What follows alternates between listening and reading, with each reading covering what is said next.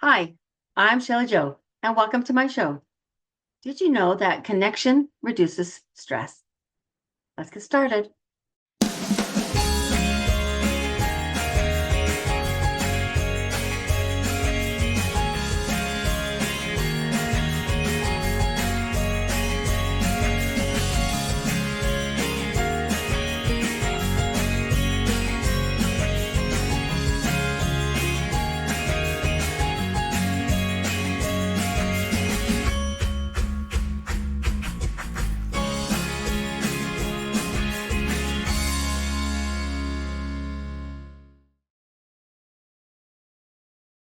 Good morning. Wake up Wednesday. We are we're into the holiday season and it's cold outside. Um, that song, "Oh, the weather outside is frightful. Something but so delightful. There's no place to go. Let it snow, let it snow, let it snow." Um, there's no signs of stopping. Got a fire for popping. Like to turn way down low. Let it snow, let it snow, let it snow. Right? The weather outside is frightful. At least it is here in Utah. And it's dark. So dark. We're getting close to the darkest day of the year, which is next week. And it's super dark. And then it'll start getting light again. Yay! Happy day. I wanted to start out to tell you this experience I had the other day, or the other night. My husband is a bus driver for Utah. And he was working night, and he was like 5:30 night, and he called me. He's like, "What are you doing tonight?" And I mean, I had several things to do I could do while he was working. I was like, I mean, nothing really I couldn't change my plans. That's the one thing that I do. It's very simple for me to change gears. And so if something else sounds more fun, uh, it's very simple for me to say, yeah, I'll go do that. He's like, well, I'm driving this really big bus. They have this bus it looks like a double decker. You come in and then you go up some steps and you actually ride up higher than most buses. And he's like, what if you come and ride on this bus?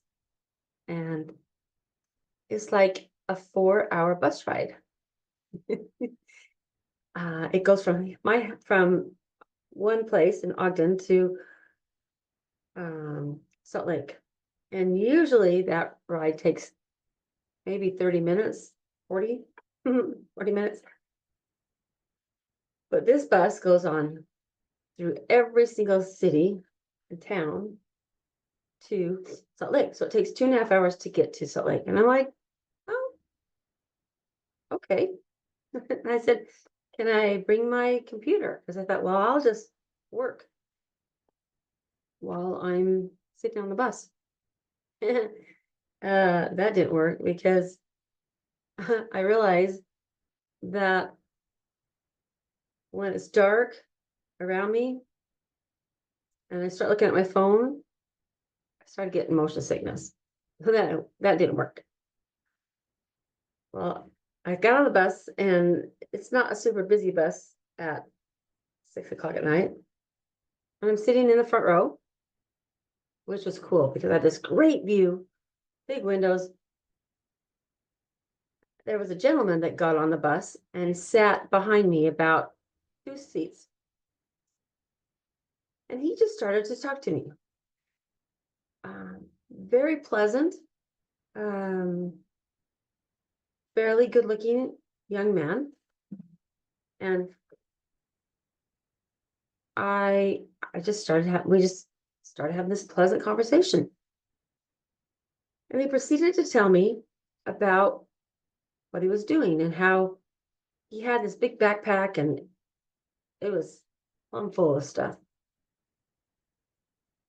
And he proceeded to tell me that he's homeless, which seemed very odd to me because my perception of somebody that was homeless didn't fit that perception. He had on um, some winter ski pants and a nice jacket.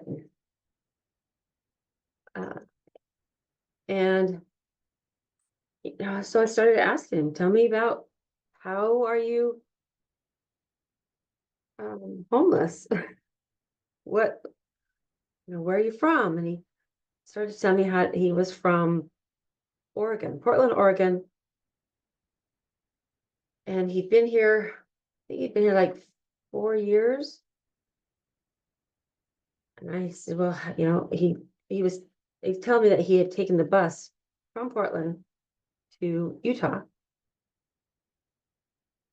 And it took you 22 hours on this bus. And he was so much fun. And I thought he'd be facetious, like, oh, yeah, it's so much fun to be on this bus for 22 hours. But he's like, no, we had so much fun. And I met these great people. And then I got here and he said it was super cold. It was in February, which in Utah, it is cold in February. And he was afraid and he didn't know where he was going to stay. And so he luckily found somewhere to stay that night. And he was telling me how, he went out just recently and bought him a tent. It was what are they? Oh gosh, it's like that material that holds in the heat. I don't know what kind of material it is, but it's like this silver material that holds this heat in. And he was able to snuggle himself up and was sleeping out in the woods. And my mind was like trying to wrap my head around the fact that he was homeless and he was sleeping in the winter in Utah in the woods. And yet he was so pleasant and so joyful about how he was so blessed to have this really warm tent. And I said, well, how do you eat? And he's like, oh, I'm so blessed. I get food stamps. And he was just such a delight. And he wasn't anything I even could have even thought of what my perception of what somebody that was homeless was. We had this great conversation for about, 30 minutes. And, he was telling me how he thinks that he might go travel the world and do it through a backpack and just because he mentioned that he hadn't seen his family in probably 6 years. He wasn't very old. I was going to ask him how old he was, but he was probably in his early 20s, maybe. He said he was going to walk. And I said, you're going to walk to Oregon? He's like, yeah, I'll just get my backpack. And I always thought it'd be cool to walk across the country and make things and sell things and just have this adventure. It was not a lifestyle I would even at all recognize. And he got ready to leave and he shook my hand. He's like, my name's John. I said, my name's Shelly. And it was such a delight to have this conversation. Well, the minute he gets off the bus, some other gentleman comes up and sits right by me and proceeds to tell me about his life and how he's going to school and he won't drive a car because he was coming from the campus at the school and he's like, yeah, I take the bus and I get off at this spot and I only have to walk a mile to get home. And he's like, I don't drive because I asked him why, and he's like, well, because I'm a really bad driver. And I was like, well, that's probably a good idea that you're not driving if you're a bad driver. I said, what makes you a bad driver? And he's like, distractions. I'm like, well, probably a good idea that you're not driving. And so it was just so interesting to me that I had these two conversations Um, Now, if I go back to the first guy, he also started talking about, I said, well, how did you become homeless? And he says, a lot of bad choices, one after the other, one after the other. Didn't think I had to work. I thought I could just be lazy. And he's like, that little child inside of me, that 5-year-old child just keeps making, he really struggles. Um, and he's like, 5 years old, I had some really traumatic experiences going on. My parents got divorced, and I was like, oh my gosh, you're speaking my language. I could help you. And, that's what I do. I do hypnotherapy, and I get to the root of the problem, down to the child, that little inner child, to help heal the inner child and move somebody forward. And I was like, wow, I never thought about somehow being to help people that were homeless be able to get out of that mindset and move forward. It was really interesting to me. Um, and my husband was a bus driver, so he was hearing these conversations the whole time. And we get home and he starts laughing. And I'm like, what are you laughing at? He says, I'm sitting here. He's like, I'm driving the bus and I'm hearing these guys come up to talk to you. And he said, it reminded me of Santa Claus. There's a show on a few years ago that was called The Santa Claus. And it's about this guy who is, he doesn't want to admit that he's Santa Claus, but he's sitting at his son's soccer game, and he's sitting on this bench, and he's just sitting there, and next thing you know, a little child shows up and says, Santa, I want this for Christmas. And he's not dressed as Santa Claus, he's just dressed as a guy with a big beard. And next thing you know, you look and there's this big line of children wanting to talk to Santa Claus. And it was like, it was very funny. And that's what my husband said. He felt like I was Santa Claus. Like these people were coming up to me, and just I'm sitting there minding my own business, and they start talking to me, and they keep talking to me.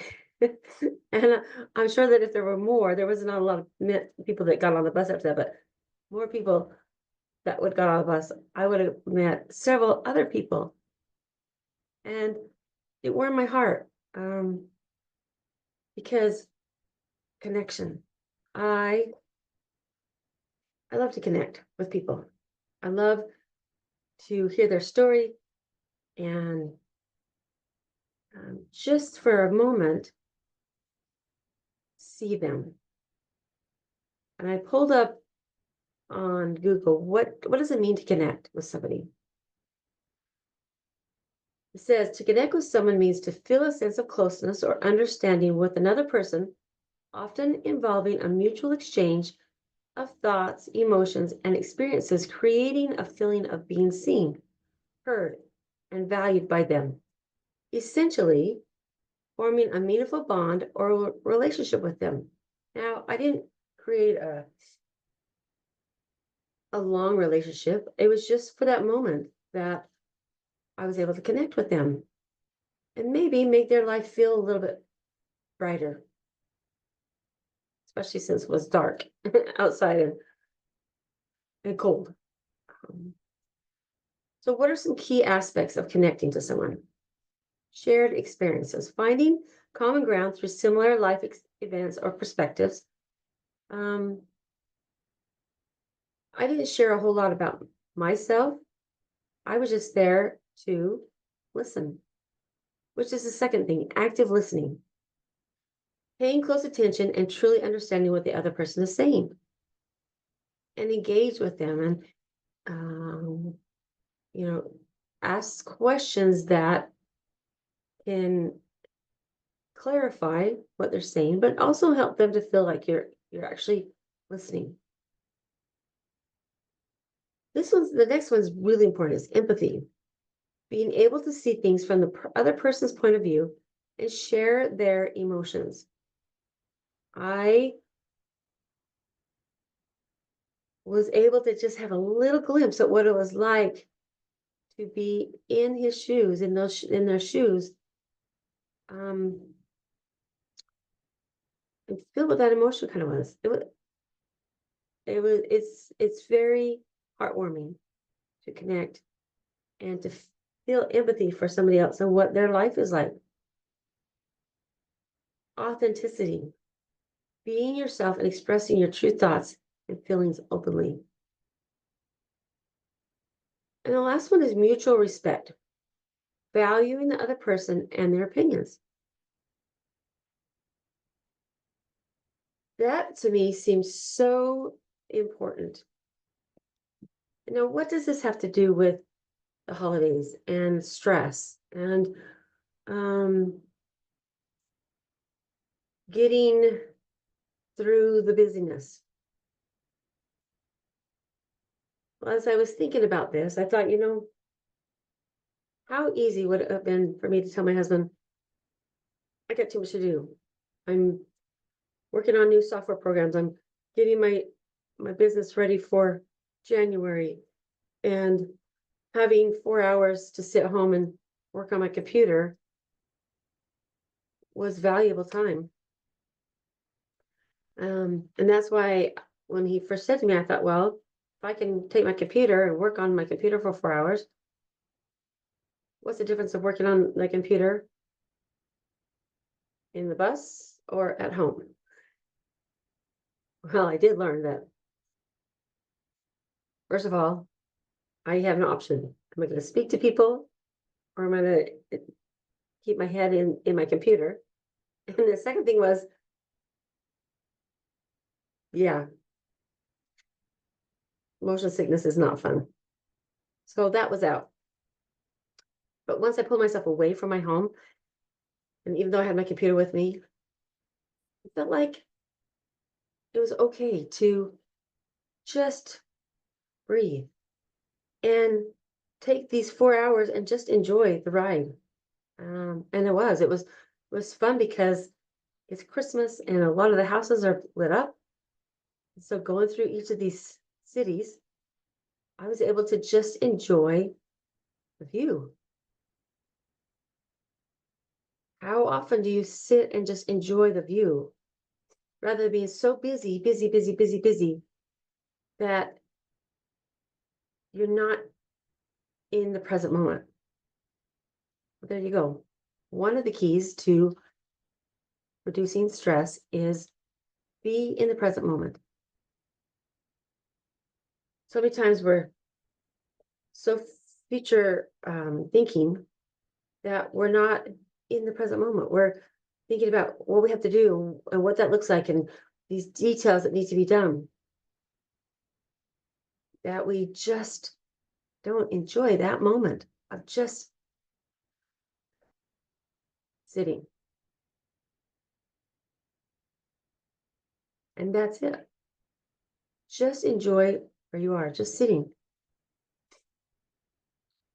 Yes, the next thing is to breathe. Allow your vagus nerve to engage. I've talked about this before, but we've got this really cool nerve, and it goes the entire length of our central nervous system. It's called the vagus nerve, and its job is rest and digest. But when it's working efficiently, and I say working efficiently because it doesn't stop working. It's parasympathetic, meaning it's one of those processes that just always is working, but there are many times when it's not working as efficiently. And because of that, we live in this uptight, overstressed, like not your stomach feeling like, oh, right? And it's because we've stopped allowing our vagus nerve to engage. And there are a few ways to get your vagus nerve to start engaging again. One is how you breathe. Put your hand right here on your chest and take a deep breath. Now, I want you to put your hand on your stomach and take a deep breath. Now, what I want you to notice is, where do you feel your hand lift the highest? Is it your chest, or is it in your diaphragm, your abdomen area? If it's in your chest, then you're in a fight or flight breath, meaning you've allowed yourself to be so uptight, and you've been in that stress that, oh my gosh, something's going to happen. I'm on alert, right? That process, that fight or flight, is a very valuable process when it's needed. Meaning, if you are being chased, by lions and tigers and bears, oh my, or whatever, right? Or there's a reason for you to not feel safe. That feeling is important. It's not like we want to stop that feeling, because it plays a purpose. It keeps us safe. It gets us out of a stressful situation. When we wake up with that in the morning and there's no reason to feel that way, and we're on high alert throughout the day, then that's one of the reasons why we're breathing this shallow breath up here. And it's like we just have to be prepared and get as much air as we can. The problem is it's not sustainable air. Meaning, if that's how you're breathing and you start to panic or fear, worry, or anxious, and that's how you're breathing, you can't catch enough air, and it causes you to go into that hypo, where you're breathing and it's hard to catch your breath, and it can cause more panic, and it may lead to like a panic attack.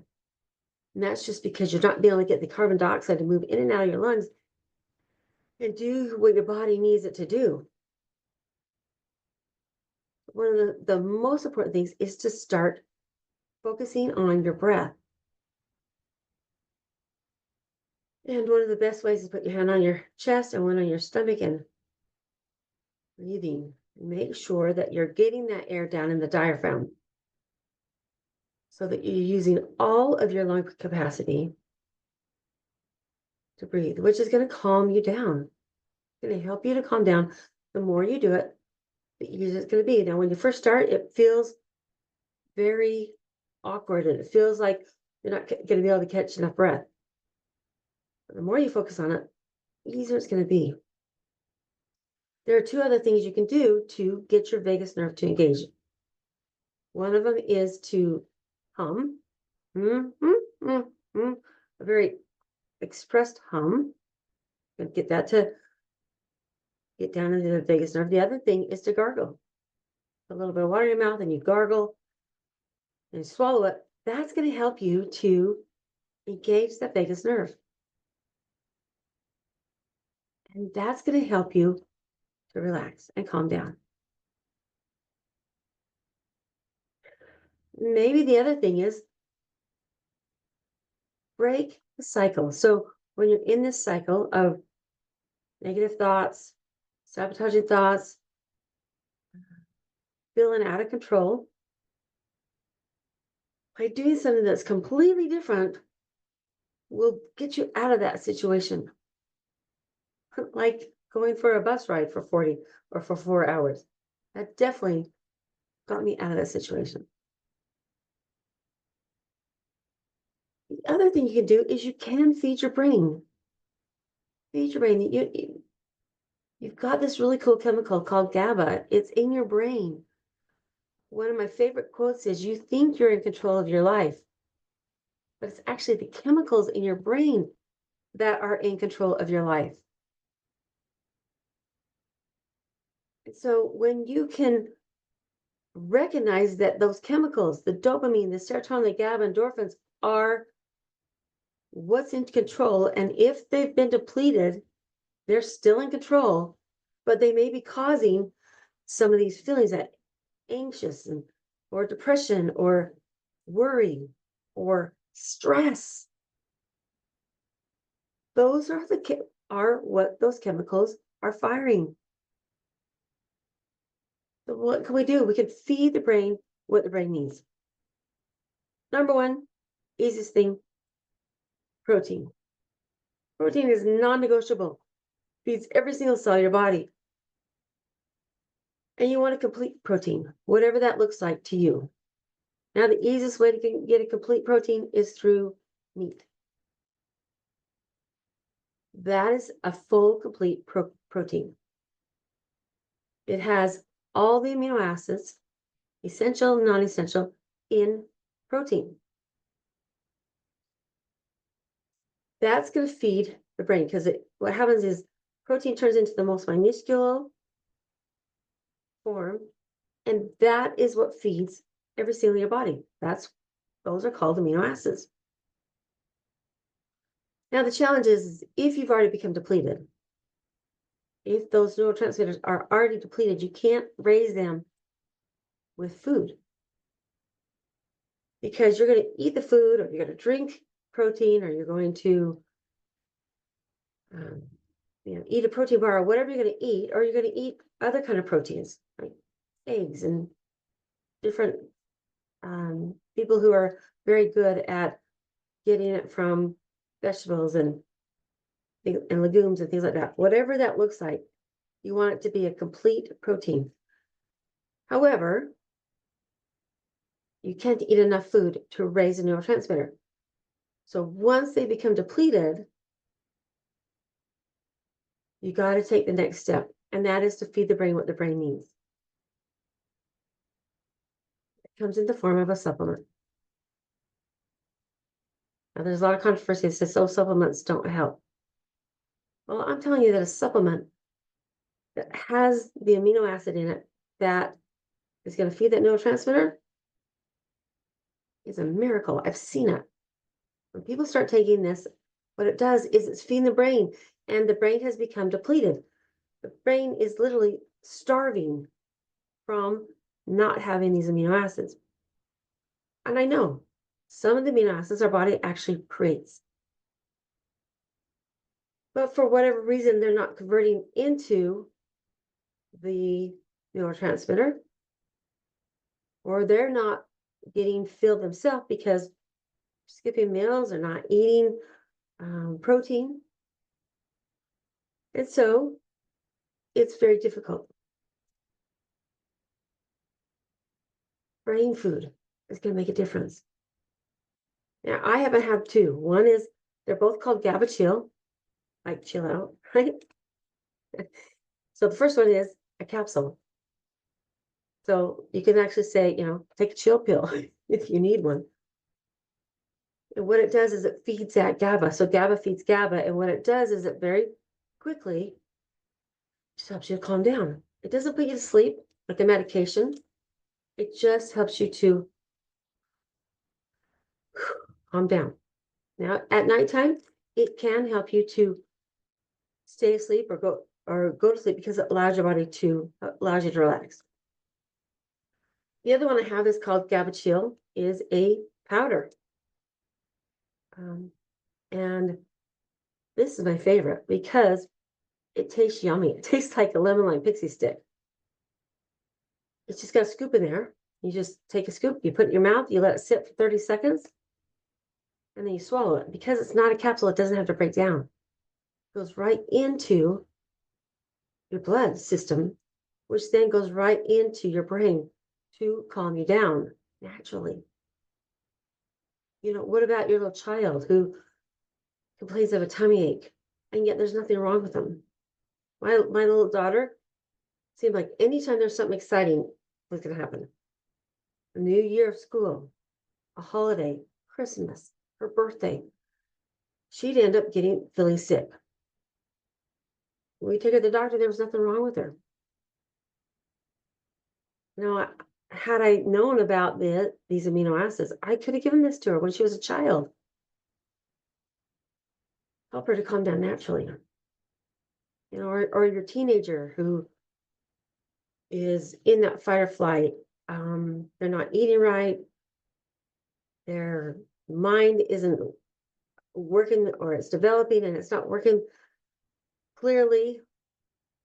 GABA can help them to calm down. When it's time to take a test or go into a situation where they don't feel comfortable, a little bit of GABA can help to calm down. So during this stressful holiday season, allow yourself to enjoy it. It comes fast and then it's over. And then we move into 2025. GABA Chill. It has theanine and N-acetyltyrine in it, which helps to keep it in that form that will calm you down. It makes a difference. Enjoy the holidays. I'm Shelly Jo with Shelly Jo Hypno-Aminos, also known as Amino Acid Lady. Life matters, your life matters. Reach out to me. Go to my website, hypnoaminos.com, or shellyjo@hypnoaminos.com. Live boldly. Keep smiling. Bye.